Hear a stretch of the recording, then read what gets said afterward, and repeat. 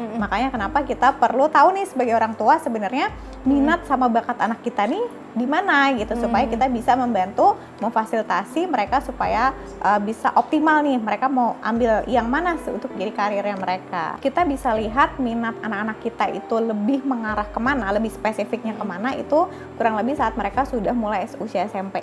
Lesnya juga jangan setiap hari ya. Iya benar. Kasihan nanti anaknya capek, yang ada bukan yang nggak mau mengasah potensi atau bakatnya anak, malah yang ada karena kecapean jadinya nggak mau les gitu.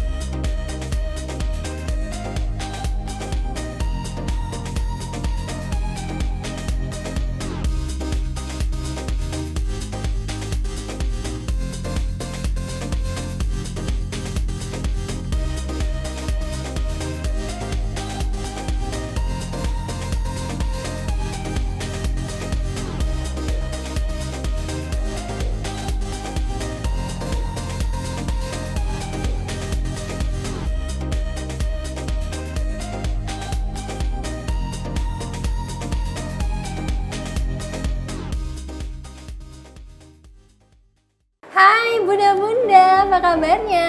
Semoga sehat selalu ya. Senang sekali saya Zara Masif dapat menjumpai bunda-bunda di rumah yang pastinya di program kesayangan kita. Apalagi kalau bukan persembahan untuk bunda, bunda cerdas keluarga bahagia yang pastinya hanya di Mata Millennials Indonesia TV, matanya Indonesia. Dan pastinya selama 30 menit ke depan pastinya kami akan menyajikan informasi yang hangat, yang menarik disertai dengan narasumber yang pastinya inspiratif. Dan pada episode kali ini bunda-bunda kami akan membahas mengenali dan mengembangkan minat bakat anak. Dan ini paling penting banget nih buat bunda-bunda yang ingin mengetahui minat bakat anak ini ada di mana sih. Tapi ya bunda-bunda, dan ini adalah paling penting khususnya ditumbuhkan ketika masa-masa golden age ya. Tapi seperti biasa di sini saya tidak sendirian, karena di sini saya sudah bersama dengan narasumber kita, yaitu ada Mbak Linda Maisha. Hai Zara. Hai. Apa kabar Mbak? Alhamdulillah sehat. Kamu gimana? Pastinya baik dong. Nah sebenarnya nih Mbak, apa sih sebenarnya korelasi antara minat terus habis itu sama bakat? Dan apakah memang ketika orang mempunyai minat nih, nah itu tuh pasti kita mempunyai bakat yang mana itu disertai dengan minat yang kita inginkan gitu. Apakah bisa sesuai atau bisa tidak sesuai? Iya, ini sesuatu yang sangat populer sekali ya di kalangan para orang tua ya, minat bakat anak gitu. Nah sebenarnya minat itu adalah ketertarikan seseorang gitu, atau ketertarikan anak kita terhadap bidang-bidang tertentu di mana mereka ingin menekuni bidang itu gitu ya, mereka tuh tertarik sekali dengan bidang-bidang tersebut. Nah sedangkan bakat itu adalah potensi yang mana itu bawaan lahir gitu. Jadi minat dan bakat itu adalah hal yang berbeda. Jadi kalau tadi Zara nanya apakah minat dan bakat itu selalu pasti akan sejalan, belum tentu gitu. Bisa jadi minatnya A, ternyata bakatnya B, jadi nggak sesuai. Makanya kenapa kita perlu tahu nih sebagai orang tua sebenarnya minat sama bakat anak kita nih di mana gitu, supaya kita bisa membantu memfasilitasi mereka supaya bisa optimal nih mereka mau ambil yang mana untuk jadi karirnya mereka. Oke, nah tapi balik lagi antara minat sama keinginan itu kan ada persamaannya nggak sih atau perbedaan? Misalnya, wah kita minat nih, misalnya saya minat nih ingin mengikuti bola basket gitu misalnya. Tapi sebenarnya bisa dibilang itu apakah keinginankah ataukah misalnya itu bisa dikategorikan termasuk minat? Apalagi tadi kan Mbak Alicia menegaskan bahwa antara minat dan bakat juga masih bisa tidak sesuai seperti itu. Dan kalau misalkan kita lihat anak-anak kita nih pengen melakukan eksplorasi terhadap bidang-bidang tertentu, maka bisa jadi itu adalah memang minatnya mereka di situ. Tapi yang namanya anak-anak kita belum bisa mengatakan bahwa minatnya dia saat ini itu akan terus bertahan sampai dia dewasa, karena mereka akan masih banyak ketemu dengan paparan-paparan atau aneka profesi, aneka bidang yang lain gitu ya di masa akan datang. Jadi minat itu bisanya berubah-ubah. Oh, minat itu bisa berubah-berubah, tapi apakah bakat juga bisa berubah-berubah kah? Atau misalnya memang sudah, wah ini misalnya sudah dari lahir nih kayaknya bakatnya nih, seperti itu? Iya, bakat itu kan memang bawaan lahir ya, atau potensi yang dia miliki sejak lahir. lebih tepatnya mungkin bukan berubah tapi terasah gitu. Jadi lebih tajam, lebih terasah. Jadi ketika dia ketemu dengan sebuah bidang yang memang dia minati dan cocok dengan potensi yang dia punya, maka dia akan berkembang dengan sangat baik di situ. Mbak Linda, tadi kan terkait dengan stimulus terhadap anak bahkan yang masih di dalam kandungan seperti itu kan, apalagi zaman sekarang udah ada ultrasound, bahkan udah ada yang kayak misalnya pemberian alat gitu untuk dalam kandungan. Nah ini apakah memang akan memberikan efek yang sangat baguskah gitu untuk nanti perkembangan anak ketika sudah lahir atau bagaimana sih Mbak? Sebenarnya kalau dibilang apakah memberikan efek yang bagus, iya bagus, tapi apakah sangat bagus, enggak juga gitu, karena tadi yang seperti Zara sebutkan itu sifatnya adalah pengenalan kepada anak. Nah terus kenapa orang bilang katanya musik klasik tuh bagus buat stimulasi kecerdasan, padahal sebenarnya karena kompleksitas dari notasinya gitu. Jadi tidak hanya musik klasik sebenarnya. Ketika kita ngajak ngobrol anak kita yang ada di dalam perut, kita dengerin misalnya suara lantunan Al-Quran gitu, atau misalkan suara rekaman ayat suci yang lain. Intinya adalah ketika anak mendengarkan suara yang bervariasi nadanya, bervariasi kosakatanya, nah itu tuh menstimulasi otaknya mereka walaupun mereka masih dalam kandungan. Nah, tapi kalau misalnya kita ngomongin anak yang sudah lahir gitu, kira-kira untuk orang tua mengetahui minat dan bakat anak itu bisa dilihat dari usia berapa sih? Dan idealnya tuh berapa gitu, pada usia berapa? Ya, kalau misalkan untuk kita bicara minat, maka kita bisa lihat minat anak-anak kita itu lebih mengarah kemana, lebih spesifiknya kemana, itu kurang lebih saat mereka sudah mulai usia SMP. Gitu. Karena di masa kecil sampai masa remaja itu mereka kan masih banyak melakukan eksplorasi gitu ya, belajar untuk mengenal berbagai bidang.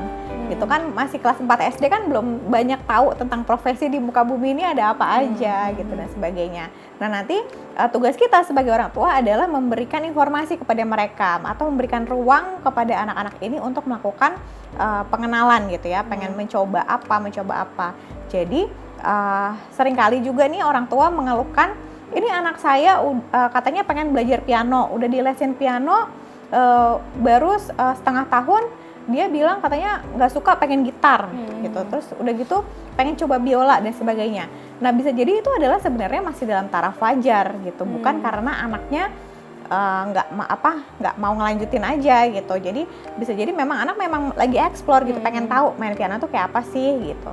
Nah, apakah ketika dia menghadapi kendala di main piano, itu dia punya kekuatan untuk melewati kendala itu atau tidak gitu. Nah, itu kita bisa lihat di situ. Jadi, ketika anak berpindah-pindah bidang, belum tentu karena anaknya tidak bisa menghadapi tantangan, tapi bisa jadi memang masih explore aja. Jadi, lebih optimalnya kita sebagai orang tua kasih ruang buat mereka mengenal banyak hal.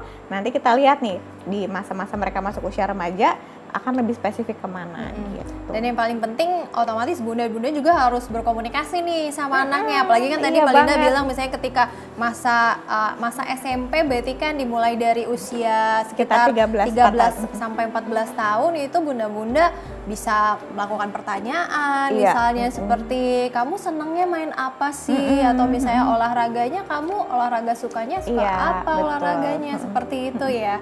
Biar bunda-bunda jadi makin spesifik, oh kayaknya anak saya nih minatnya misalnya dalam bidang non akademik atau akademik seperti itu. Nah baru bunda-bunda bisa tuh melakukan tes yang lebih lanjut gitu untuk mengetahui lebih lanjut. Nah tapi sebenarnya kalau misalnya kita ngomongin tes minat bakat itu, apakah memang itu tuh sangat besar ya? Maksudnya kayak misalnya udah pasti nih, oh berarti anak ini misalnya potensinya di bidang A, di bidang B. Itu memang secara risetnya seperti itu Mbak, atau bagaimana? Iya, jadi kalau minat kan nanti akan ada pengelompokan gitu ya. Jadi area minat dia itu sebenarnya ke area yang mana. Nah nanti baru deh kita akan ada sesi konseling hasil gitu ya. Terus kita ajak ngobrol anaknya. Misalnya nih ternyata minatnya si anak yang A nih minatnya ternyata di bidang otomotif gitu ya. Terus ternyata bakatnya dia itu adalah yang sifatnya mekanik gitu ya, bakatnya itu ya lebih ke fisika gitu ya, pokoknya sifatnya mekanik lah, ilmu mekanik. Nah terus kita ajak dialog gitu, pada saat konseling hasil kita coba sinkronkan, kita cari nih sebenarnya apakah minat kamu di bidang otomotif ini memang kamu bayangkan di masa yang akan datang kamu akan berprofesi di bidang ini gitu. Kalau memang iya, berarti kemungkinan kan dia misalnya jadi orang di bidang otomotif tapi dia bagian yang merangkai mesinnya, jadi technician-nya atau apa. Atau misalnya ternyata dia memang minatnya di otomotif tapi bakatnya dia tidak di area teknikal gitu. Jadi bisa jadi otomotif ini hanya sebagai hobinya saja. Jadi misalnya profesinya dia jadi akuntan gitu ya di masa yang akan datang, tapi dia punya hobi main go-kart gitu ya. Jadi hobinya tetap di otomotif gitu.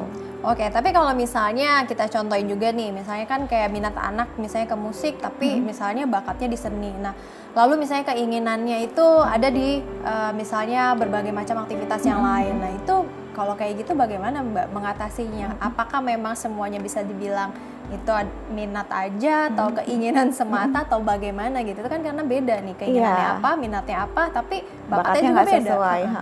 Ya, jadi memang kita sebagai orang tua perlu membantu anak-anak kita supaya bisa lebih mengenali nih, gitu. Sebenarnya yang jadi minatnya dia itu apa, lalu bakatnya dia di mana, gitu. Seringkali terjadi juga tuh di anak-anak, dia punya minat A, gitu ya. Misalkan dia minatnya di bidang sains gitu ya, dia saya tertarik banget nih dengan sains, tapi ternyata bakatnya dia tidak di situ gitu. Misalkan bakatnya dia ternyata lebih ke kompetensi yang sifatnya sosial gitu ya. Jadi sedangkan dia minatnya kayak tertarik dengan sains. Nah kan nggak match nih, kasihan nih kalau misalkan anaknya di-push, dipaksa, ayo dong kamu kan katanya mau jadi scientist yang misalkan ahli kimia atau apa, tapi ternyata dia memang potensinya tidak memadai untuk itu. Ya kita sebagai orang tua membantu dia untuk coba kita cari bidang-bidang lain yang ternyata belum terpapar nih, anak kita ternyata belum tahu bahwa ada bidang-bidang menarik lainnya loh gitu. Nah itu kan juga misalnya ada kesulitan juga ya kalau misalnya belum terpapar katanya dengan bidang-bidang lain. Tapi nggak sedikit juga misalnya ada anak-anak yang tertutup gitu. Bahkan misalnya untuk mencoba sesuatu itu bukannya males atau memang tidak bisa atau bahkan tidak mau sama sekali. Misalnya ada yang sama sekali tidak ingin mencoba olahraga atau misalnya tidak mau bermain musik padahal di rumahnya misalnya ada gitu. Nah ini bagaimana cara orang tua mengatasi hal tersebut gitu ya? Bukan berarti nggak ada potensi ya, pasti kan semua orang tuh ada potensinya. Tapi bagaimana kalau dengan anak yang tertutup bahkan tidak mau sama sekali gitu untuk mencoba sesuatu hal yang baru? Berarti kan ini ada yang salah. Nah kira-kira yang salah di mana? Apakah terhadap pola asuhnya yang berkaitan atau seperti apa? Ya, tepat banget. Jadi memang lebih kepada komunikasi antara orang tua dan anak seperti yang tadi Zara bilang, itu emang penting banget. Jadi kalau misalkan komunikasi antara orang tua dan anak ini sudah terjalin dengan baik, maka ketika anak merasa bahwa meskipun semua orang di rumahnya ini adalah musisi gitu, tapi dia tidak punya minat dan tidak punya bakat di bidang musik, ya dia akan dengan terbuka menyampaikan gitu bahwa aku tidak tertarik untuk main gitar, aku kayak lebih tertarik untuk ngotak-ngatik mesin nih gitu ya, jadi di bidang otomotif contohnya gitu. Jadi kalau misalkan komunikasinya tidak berjalan dengan baik, maka anak ini akan merasa jadi outsider gitu ya di rumahnya sendiri. Terus orang tuanya juga jadi merasa, kok aneh sih kita semuanya pemusik, kok kamu nggak bisa main musik gitu misalnya gitu. Jadi memang komunikasi itu jadi sangat penting. Dan tadi ya keterbukaan antara orang tua dan anak itu jadi kuncinya. Oke, yang paling penting adalah keterbukaan anak dan juga orang tua. Dan juga jangan lupa juga orang tua juga harus memberikan waktu luang ya kepada anaknya supaya lebih dekat dan anak juga menganggap bahwa orang tua itu bisa didengarkan dan juga saling mendengarkan, bahkan bisa menjadi teman gitu. Sehingga juga anak kan kalau misalnya mau minta apa-apa juga jadi tidak tertutup, tidak canggung bahkan gitu. Jadi balik lagi ya ke bundanya masing-masing. Tapi nanti untuk mengetahui tipsnya nih bagaimana orang tua untuk mengetahui minat dan bakat anak seperti apa dan berkorelasi dengan pola asuh juga. Nah kita akan break sebentar, jadi jangan kemana-mana, tetap di Persembahan untuk Bunda.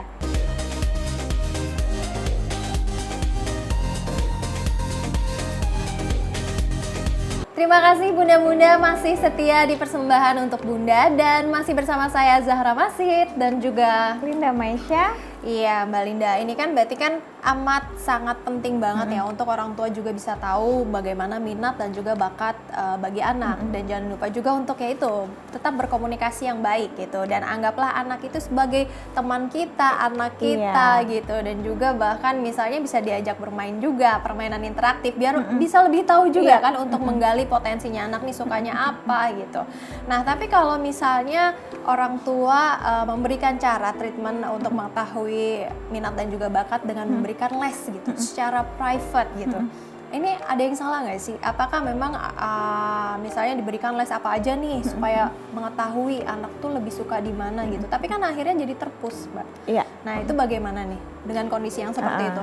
Ya sebenarnya kalau kita mau memfasilitasi anak kita dengan les berbagai hal itu nggak apa-apa, boleh banget gitu ya. Itu salah satu bentuk dukungan kita buat anak-anak. Tapi ketika anak kita ikutkan les yang spesifik di minat-minat atau di bidang-bidang tertentu, kita jangan terus lepas tangan sebagai orang tua gitu. Kita secara berkala kita tanya ke anak kita, gimana sih gitu, kamu masih seneng nggak gitu, apa, ada tantangan apa, ada kendala apa dan sebagainya, supaya kita tahu apakah anak kita ini memang punya minat di situ atau tidak gitu. Jadi kayak tadi yang aku bilang, kalau dia berpindah-pindah bidang gitu, belum tentu karena dia memang tidak punya daya tahan, tapi bisa jadi karena memang dia oh ternyata setelah aku coba aku kayaknya nggak cocok deh gitu ya gitu. Aku memang tertarik sih main gitar. Ketika anak kita coba main gitar, oh ternyata seru nih, tapi aku tidak untuk jadi pemain gitar profesional gitu. Jadi sekedar untuk hobi aja gitu. Jadi itu kita bisa tahu kalau kita ajak anak kita ini dialog secara berkala. Jadi les nggak apa-apa, yang penting jangan lepas tangan. Oke, jangan lepas tangan. Tapi harus kasih lesnya juga jangan setiap hari ya. Iya, benar. Kasihan nanti anaknya capek. Yang ada bukan yang nggak mau mengasah potensi atau bakatnya anak, malah yang ada karena kecapean jadinya nggak mau les gitu. Padahal sebenarnya anak itu tertarik kan. Bisa banget. Iya. Nah, tapi kalau misalnya ngomongin misalnya ketika orang tua ingin memberikan les itu pada usia berapa ya idealnya?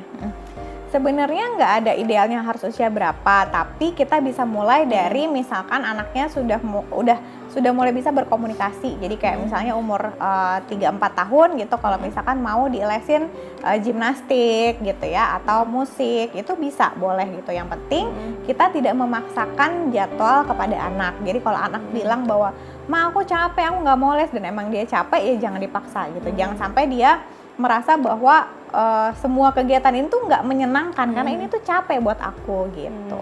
Tapi kalau misalnya dalam pemberian les private atau misalnya diberikan training atau gurunya datang ke rumah, selain itu misalnya kan ada juga yang misalnya dikursusin ke suatu tempat kayak gitu, itu pengaruhnya seberapa besar sih untuk menggali potensi bakat anak-anak ini?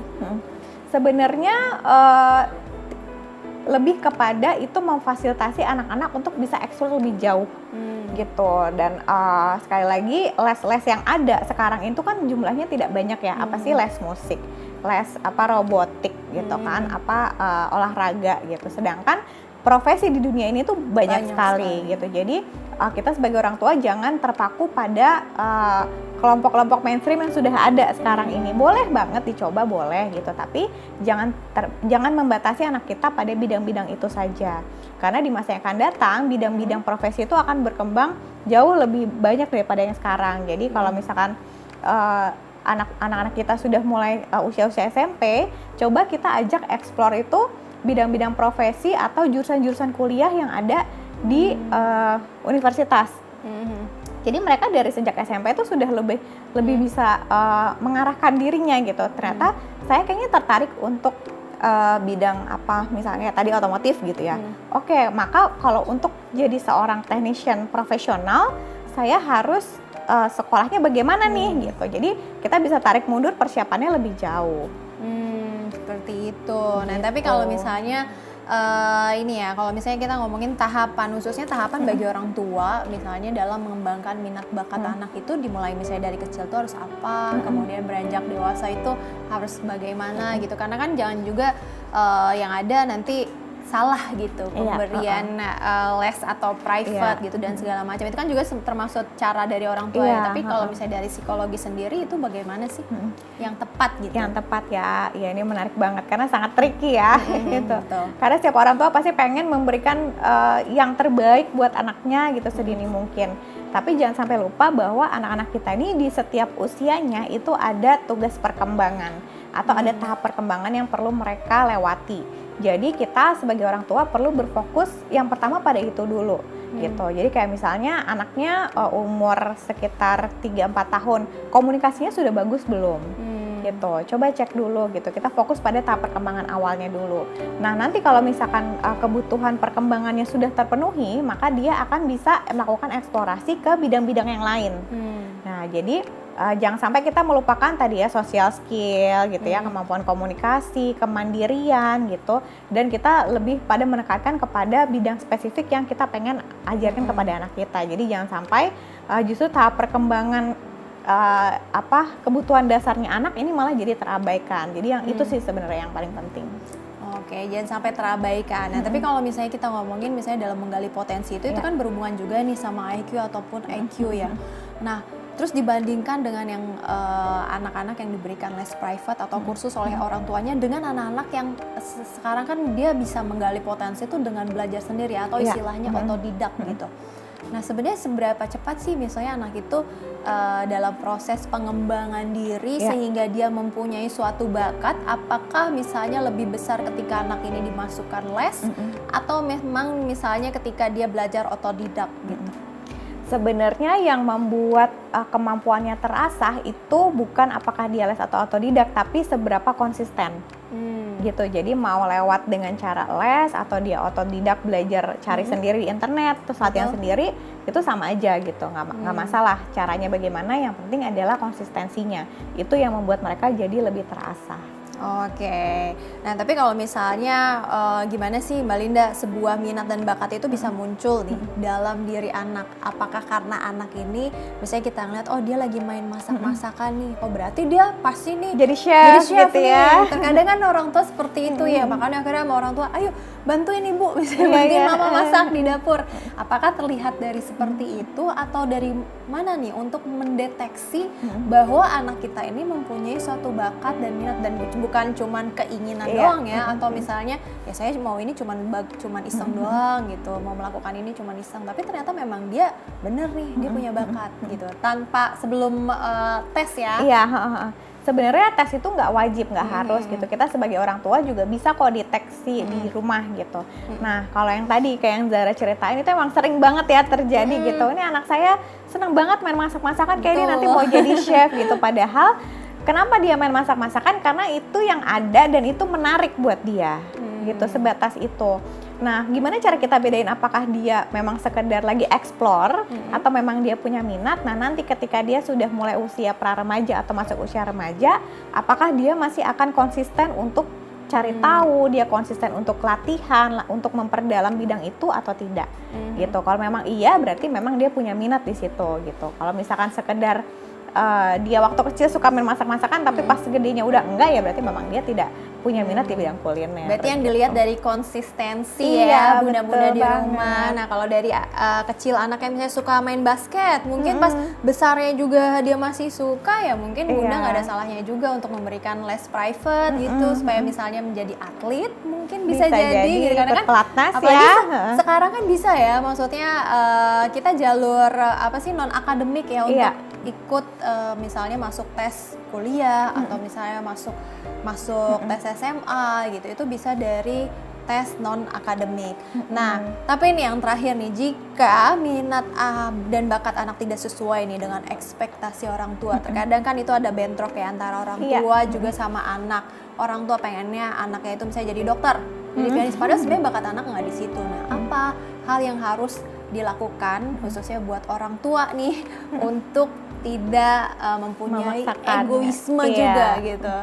Ya, yang pertama kita sebagai orang tua perlu menyadari bahwa setiap anak itu unik, setiap anak itu bisa jadi berbeda gitu. Kita sebagai orang tua wajar ya punya ekspektasi, kita pengen anak kita sukses menjadi apanya ini, itu yang kita tidak boleh memaksakan, karena itu tadi bisa jadi minat dan bakat anak kita itu tidak sesuai dengan keinginan kita. Yang pertama, yang kedua, tren di masa yang akan datang itu bisa jadi sudah berbeda dengan tren di masa orang tua sekarang. Gitu. Kayak misalkan ada masanya di era industrial yang jadi profesi yang dianggap sukses dan menjanjikan itu adalah sebagai insinyur gitu ya, atau sarjana teknik pada zamannya gitu.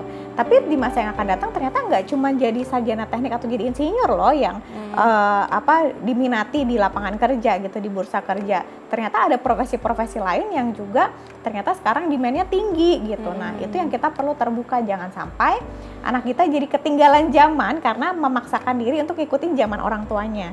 Gitu. Mereka akan hidup di zaman yang mereka sendiri. Itu yang perlu kita sadari sebagai orang tua. Iya. Dan yang paling penting, bidang profesi itu banyak, mau akademik, apalagi semakin berkembangnya zaman ya, bunda-bunda itu semakin bisa banyak dieksplorasi oleh anak gitu. Apalagi anak-anak zaman now ya, generasi Z yang zaman sekarang tuh pasti makin banyak bisa bereksplor seputar minat ataupun bakat. Dan jangan lupa juga buat orang tua juga harus memberikan pola asuh yang tepat, khususnya dalam menggali potensi anak itu sukanya di mana sih, minatnya di mana sih, dan kemudian bakat dia apa sih. Karena jangan sampai memaksakan, karena sesuatu yang dipaksakan itu sangatlah tidak baik.